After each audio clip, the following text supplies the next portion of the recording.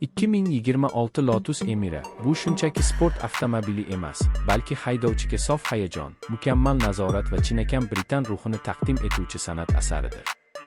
Lotus o'zining yengil vazn falsafasi va poyga merosini ushbu modelda yanada takomillashtirib, Emirani kundalik foydalanish uchun qulay, lekin yuragi to'liq superkar bo'lgan avtomobilga aylantirgan. 2026 yilgi talqin esa yanada pishiq dizayn, kuchliroq texnologiyalar va jozibador xarakter bilan bozorga kirib kelmoqda. Tashqi ko'rinishiga bir qarashdayoq Emiraning o'ziga xos ruhi seziladi. Past joylashgan burun qismi, agressiv havo kirish kanallari va otkir shakldagi LED faralar unga yirtqichona ko'rinish bagishlaydi. Yon tomondagi oqimli siluet va keng qomat avtomobilning yuqori tezlikda ham barqarorligini ta'kidlaydi. Orqa qismdagi sport diffuzor va nozik spoiler esa aerodinamikani mukammal darajaga olib chiqib, yo'lda maksimal yoqishuvni ta'minlaydi. Har bir detal nafaqat estetik, balki funksional maqsadga ham xizmat qiladi. Salon ichkarisiga qadam qo'yganingizda esa sizni zamonaviylik va sport ruhi uyg'unligi qarshi oladi.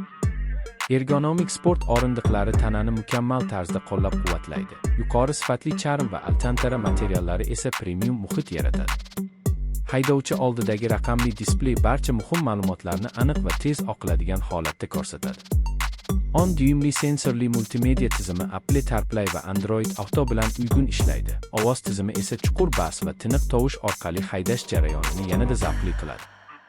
Har bir tugma, har bir detal sport avtomobiliga mos tarzda joylashtirilgan bo'lib, haydovchini mashina bilan bir butun holatga keltiradi. 2026 Lotus Emira dvigatel imkoniyatlari bilan ham katta taassurot qoldiradi. 2,6 litrli turbo dvigatel zamonaviy texnologiyalar bilan jihozlangan bo'lib, kuch va tejamkorlikni birlashtiradi. Bundan tashqari kuchli va 6 variant ham taklif etiladi. U tort 100 ot kuchidan oshiq quvvat bilan haqiqiy poyga hissini taqdim etadi. Oqdan 100 km/s tezlikka taxminan 4 soniyada chiqishi, maksimal tezligi esa 290 km/s atrofida bo'lishi bu avtomobilni o'z segmentidagi eng jozibador modellardan biriga aylantiradi. Nozik sozlangan rul boshqaruvi va sport osma tizimi har bir burilishni aniq va ishonchli qiladi. Haydash tajribasi Lotus Emirada alohida darajada. Past ogirlik markazi va mukammal shassi muvozanati tufayli avtomobil yo'lga yopishib harakatlanadi.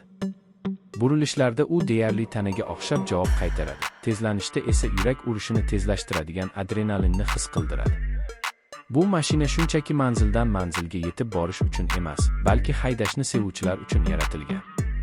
Xavfsizlik borasida ham 2026 Emira zamonaviy talablarni to'liq qondiradi. Adaptiv kruz nazorati, avtomatik favqulodda tormoz, yo'lni tark etish ogohlantirishi va boshqa elektron yordamchi tizimlar haydovchi va yo'lovchilarni maksimal darajada himoya qiladi.